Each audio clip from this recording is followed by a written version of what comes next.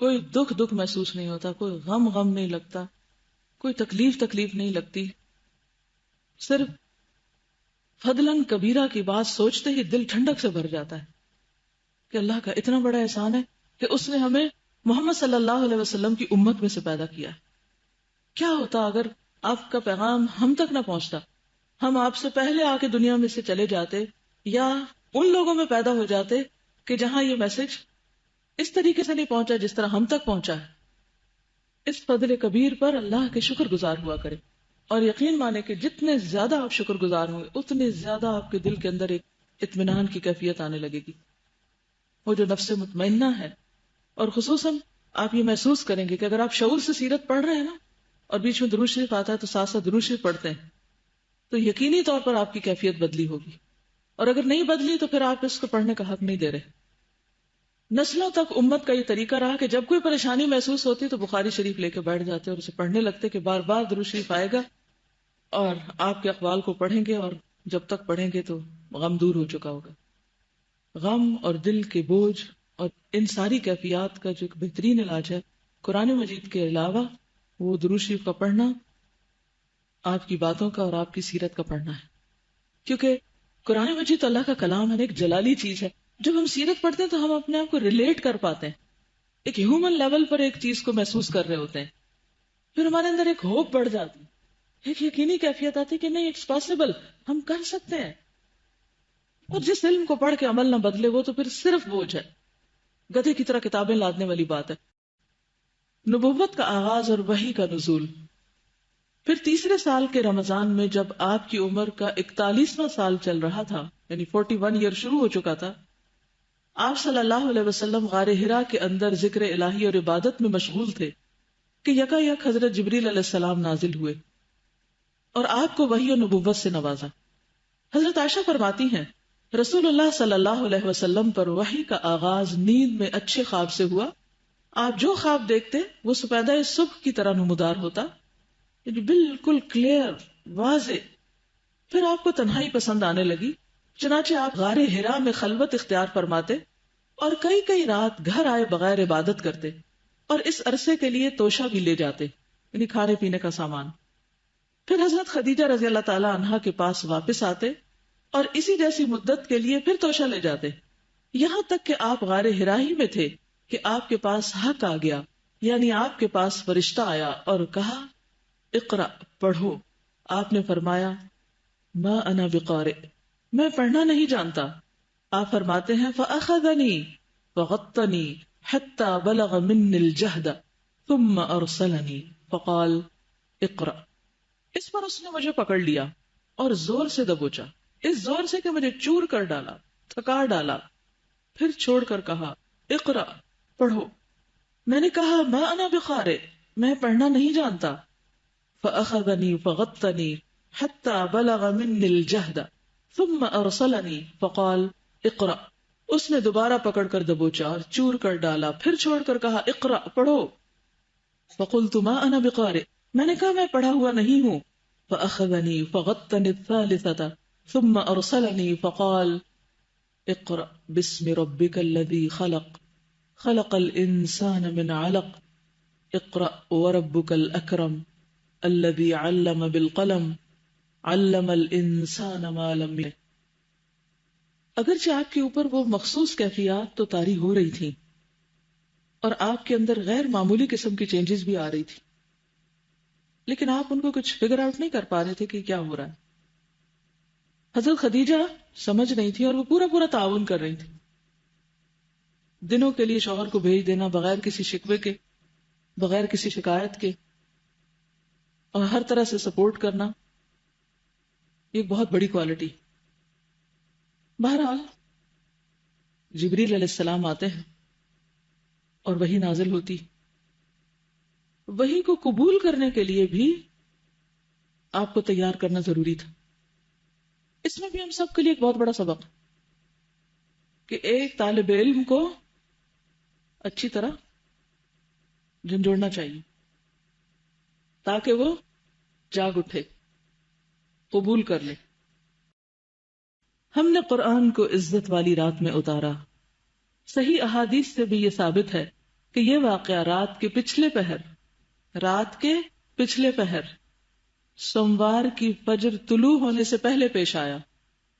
چونکہ لیلۃ القدر رمضان کی آخری 10 راتوں میں سے کسی طاق رات میں ہوا کرتی ہے اور اس سال سوموار 21 رمضان کو لیلۃ القدر تھی، اس لیے اس سے یہ نتیجہ نکلتا ہے کہ آپ صلی اللہ علیہ وسلم کی نبوت آپ کی پیدائش کے 41ویں سال 21 یعنی 21 رمضان سوموار کی رات شروع ہوئی.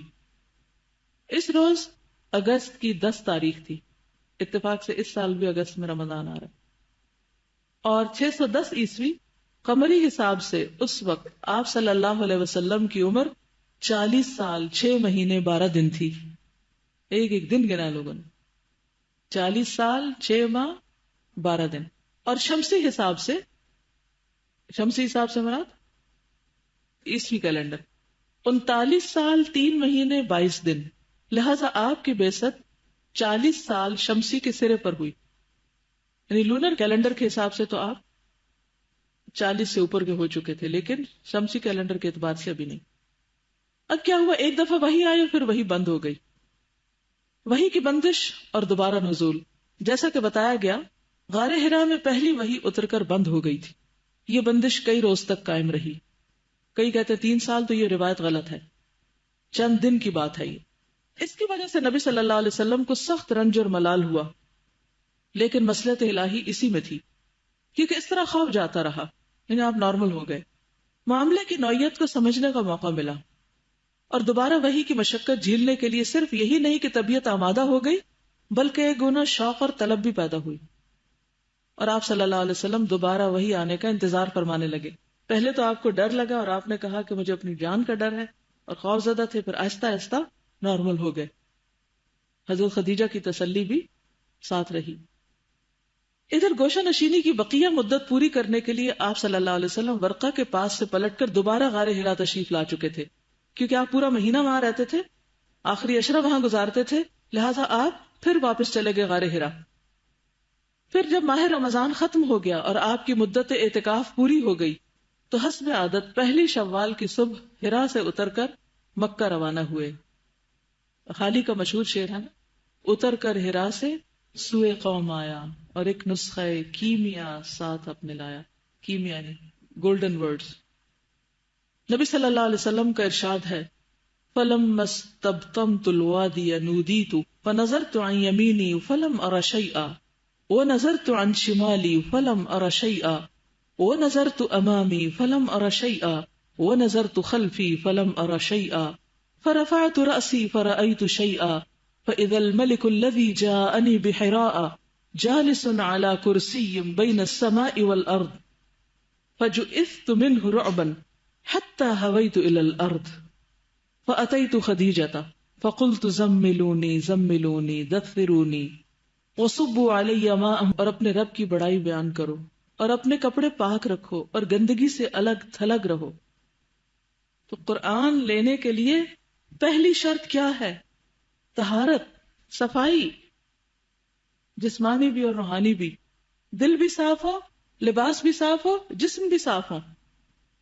اس لیے خاص اہتمام کرنا چاہیے طہارت و نظافت کا جب آپ قرآن مجید پڑھا رہے ہوں. یہ واقعہ نماز فرض ہونے سے پہلے کا ہے. اس کے بعد وحی میں تیزی آ گئی، چنانچہ پے در پے وحی آنے لگی، یا کے بعد دیگرے. ان آیات سے آپ کی رسالت شروع ہوئی. پہلے آپ کو نبی بنایا گیا تھا، یہاں رسول بنایا گیا. یہ فرق ہے. چیپٹر کا نام ہے نبوت اور رسالت. نبوت میں بس صرف پڑھنے کی بات ہے، اور رسالت میں آگے پہنچانے کی. پہلا ہے خود پڑھ لو اور دوسرا ہے آگے پہنچاؤ.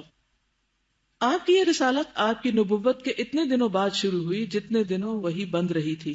ان آیات میں آپ صلی اللہ علیہ وسلم کو 2 طرح کے کام سونپے گئے ہیں اور دونوں کے نتائج بھی بتا دیے گئے ہیں.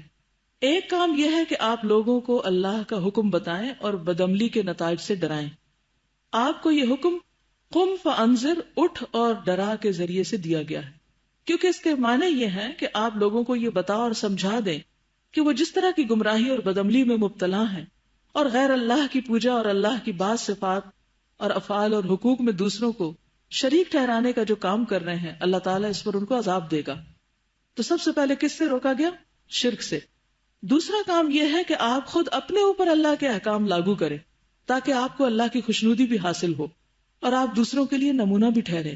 یہ حکم بقیہ آیات میں دیا گیا ہے. چنانچہ وَرَبَّكَ فَكَبِّرْ کا مطلب یہ ہے کہ آپ بڑائی اور کبریائی کے لیے اللہ ہی کو خاص کر لیں، اس میں کسی اور کو اس کے ساتھ شریک نہ کریں. اور وَثِيَابَكَ فَطَهِّرْ کے بظاہر معنی یہ ہے کہ کپڑے اور جسم پاک رکھے، کیونکہ اللہ کے سامنے نجاست اور گندگی کے ساتھ کھڑے ہونا ٹھیک نہیں. مگر محققین کے نزدیک اس کے معنی یہ ہے کہ اپنی روح کو پاک اور منزہ رکھیں. اور وَالرُّجْزَ فَاهْجُرْ کا معنی یہ ہے کہ اللہ کی ناراضگی اور عذاب کے اسباب سے اور قوم کی بدعمالیوں، گندگیوں اور آلودگیوں سے الگ ہو جائیں.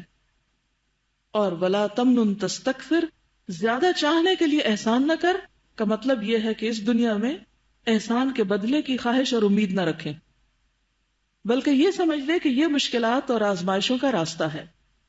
لہذا اپنی قوم کا دین چھوڑنے اور ایک اللہ کی طرف بلانے پر تکالیف اور دشواریاں سہنے کے لیے تیار رہیں. حضرت عائشہ کہتی ہے کہ بعض اوقات وہی نازل ہو رہی ہوتی اور آپ سواری پہ ہوتے، اونٹنی پہ ہوتے، تو جانور اپنی گردن زمین پہ ڈال دیتے، یعنی اونٹنی اپنی گردن جھکا دیتی اور یوں لگتا کہ جیسے وہ کمر ٹوٹ جائے گی، اس کی اتنا بوجھ ہوتا تھا. حضرت اسما کہتی ہیں کہ جس وقت نبی صلی اللہ علیہ وسلم پر سورۃ المائدہ مکمل نازل ہوئی تو ان کی اونٹنی کی لگام میں نے پکڑی ہوئی تھی، اور وہی کے بوجھ سے ایسا معلوم ہوتا تھا کہ اونٹنی کا بازو ٹوٹ جائے گا، یعنی چرچرا رہی تھی ایک طرح سے. پھر اسی طرح یہ ہوتا ہے، آپ کو فکر ہوتی تھی کہ کہیں میں بھول نہ جاؤں، تو آپ جلدی جلدی اس کو پیچھے دہرانے لگتے، جس کا ذکر سورۃ القیامہ میں آتا ہے. اللہ تعالیٰ نے فرمایا کہ لا تحرک بہ لسانک لتعجل بہ، آپ تیز تیز اس کو مت دہرائیں.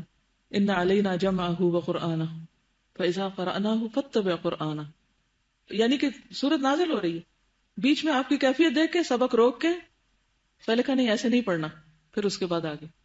ان سب چیزوں میں ہمارے لیے سیکھنے کی باتیں. نبی صلی اللہ علیہ وسلم پر جب وحی نازل ہو چکتی تو آپ کو سخت تکلیف ہوتی اور چہرے پر آثار نظر آ رہے ہوتے تھے. جب کیفیت دور ہوتی تو فرماتے مجھ سے یہ بات حاصل کر لو، مجھ سے یہ بات حاصل کر لو، یعنی سیکھ لو، فوراً سیکھ لو. گویا سیکھتے ہی آگے دینے کی فکر کہ کیفیت بس دور ہوئی، کہا کہ بس لے لو مجھ سے. اس کا انتظار نہیں کہ اچھا میں ذرا اس کو 4-5 دفعہ اور دوہرا لوں اور پکا کر لوں، پھر وہ ہوگی کوئی نماز کے بعد کا وقت ہوگا پھر بلاؤں گا لوگوں کو. نہیں، فوراً امانت ادا کرتے، فوراً پہنچاتے. حضرت ابو ہریرہ کہتے ہیں کہ جب آپ پر وحی نازل ہوتی تھی تو کوئی بھی صحابہ میں سے آپ کی طرف نظر اٹھا کے نہ دیکھتا تھا یہاں تک کہ وحی ختم ہو جاتی، یعنی سب ادب و احترام میں نظریں جھکا لیتے تھے. صحیح مسلم کی روایت میں آتا ہے وَنَكَسَ أَصْحَابُهُ رُؤُوسَهُمْ، آپ صلی اللہ علیہ وسلم کے صحابہ اپنے سروں کو جھکا لیتے تھے، اور کچھ صحابہ تو سارا وقت آپ کے ارد گرد رہتے، جن میں سے حضرت ابو ہریرہ بھی تھے. انصار اپنے کاموں کو چلے جاتے، کھیتی باڑی کے لیے، مہاجرین بھی کچھ تجارت وغیرہ کے لیے چلے جاتے، ظاہر زندگی کی ضروریات تھی. لیکن کچھ صحابہ اصحاب صفہ میں سے مسلسل بغیر کسی وقفے کے آپ کے ساتھ رہتے، اور جو کچھ آپ فرماتے عام زندگی میں یا وحی سے متعلق کچھ آپ بتاتے وہ فوراً اس کو محفوظ کر لیتے تھے. اسی لیے آپ دیکھیں کہ جب وحی نازل ہو چکی تو پھر نبی صلی اللہ علیہ وسلم کی وفات کے بعد ام ایمن جیسی ایک غلام عورت کتنی سمجھدار ہو چکی تھی کہ اس کو غم تھا کہ اچھا آج کے بعد آسمان سے وحی نہیں آئے گی، کیونکہ نبوت کا سلسلہ منقطع ہو چکا ہے. تو وحی کا آنا اور وحی کا یہ پورا ایک فینومینا آپ کہہ سکتے ہیں اس کو. تو آپ سوچیے کہ اس وقت کیفیت کیا ہوگی اور لوگوں کے اوپر کس طرح کی یعنی انتظار بھی ہوتا ہوگا اور پھر ایک شوق بھی ہوگا. یہ انتظار اور شوق اور محبت تھی کہ ان میں سے ایک ایک نے قرآن کو کس طرح اخذ کیا.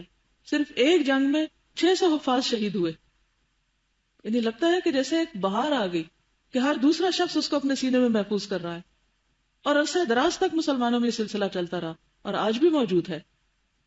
اور ہم یہ بحثیں کرتے ہیں، بڑے اپنے آپ کو انٹلیکچوئل سمجھتے ہیں کہ جی اگر اس کی مطلب سمجھنا ہے تو یاد کرنے کا کیا فائدہ. یہ اللہ کا کلام ہے.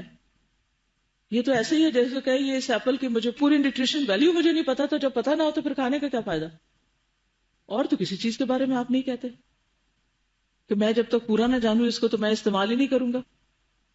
نہیں، آپ اپنی ضرورت کے تحت لیتے رہتے ہیں چاہے اس کا فائدہ ہو یا نقصان. تو قرآن ہی کے معاملے میں ہم حجت بازیاں کیوں کرتے ہیں؟ صرف ایک بات ہی کافی ہے کہ یہ اللہ کا کلام ہے، جبریل امین کے ذریعے آیا ہے، رسول اللہ صلی اللہ علیہ وسلم کے قلب مبارک پر آیا ہے، لوگوں کو خبردار کرنے کے لیے آیا ہے تاکہ وہ اس آگ سے بچ سکے۔ تو بہرحال چونکہ وحی کی کیفیت ایک شدید کیفیت تھی، آپ کے اوپر ایک بوجھ تھا، ان آیات کو لے کر رسول اللہ صلی اللہ علیہ وسلم واپس ہوئے، آپ کا دل کانپ رہا تھا۔ حضرت خدیجہ کے پاس پہنچ کر فرمایا زملونی زملونی، مجھے چادر اڑا دو، مجھے چادر اڑا دو۔ انہوں نے چادر اڑا دی، یہاں تک کہ دہشت جاتی رہی، یعنی کچھ دیر کے لیے بعض روایات میں آتا ہے کہ جیسے آپ سو سے گئے، خاموش ہو گئے، کام ڈاؤن ہو گئے۔ پھر حضرت خدیجہ رضی اللہ تعالی عنہا کو واقعہ سنا کر فرمایا لقد خشیت علی نفسی، مجھے اپنی جان کا ڈر لگتا ہے۔ کس بات کا؟ کہیں ایسا نہ ہو کہ میں یہ بوجھ اٹھا نہ سکوں، کیونکہ جس طرح جبریل امین نے بھیجا اور جس طرح وہ بوجھ محسوس ہوا آپ کو، تو آپ کو لگا کہ جیسے میں اس کو اٹھا نہیں سکوں گا، شاید کچھ اور دفعہ ایسے ہی وہی اترے گی تو میں ختم ہو جاؤں گا۔ انہوں نے کہا کلا واللہ ما یخزیک اللہ ابدا انک لتصل الرحم وتحمل الکل وتکسب المعدوم وتقری الضیف وتعین علی نوائب الحق۔ اللہ کی قسم ایسا ہرگز نہیں ہو سکتا، اللہ آپ کو کبھی رسوا نہ کرے گا۔ کیوں؟ اس لیے کہ آپ صلہ رحمی کرتے ہیں، رشتہ داریوں کو جوڑتے ہیں، بے سہاروں کا بوجھ اٹھاتے ہیں، تنگ دست لوگوں کی مدد کرتے ہیں، مہمان کی میزبانی کرتے ہیں، اور حق کے سلسلے میں پیش آنے والے مصائب میں مدد فرماتے ہیں۔